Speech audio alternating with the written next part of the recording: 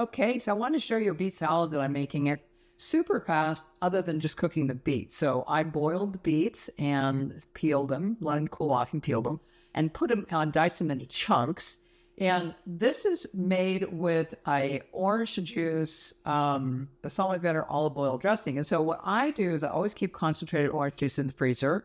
That way, when something calls for orange juice, I can just put a tablespoon or something in there with water, and then I've got the orange juice. So it's a half a cup of orange juice, a quarter of a cup of balsamic vinegar, and a half a cup of olive oil, and a pinch of salt. That's the dressing. So orange and beets go together. Oh my gosh, they're just so delicious. But here's the really fun part of this is it has toasted glazed walnuts. So let me show you these.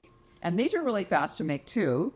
So I put them in, I have a porcelain nonstick pan. So I put them in there with no oil or anything, and I've toasted them. And then when they get toasted, I drizzle pure maple syrup over it and mix it all around. It kind of bubbles and glazes them, and take them out and put them on parchment paper. So they're drying right now.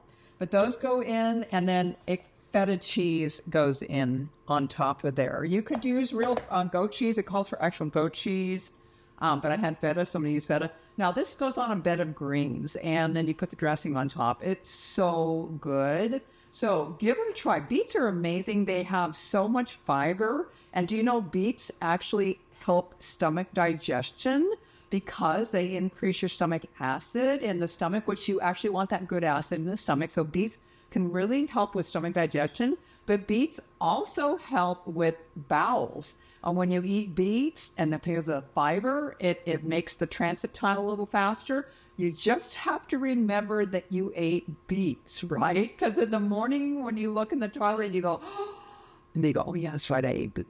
Okay, you guys, bye. And if you want more tips like this, make sure and follow me on Divine Farmer Health.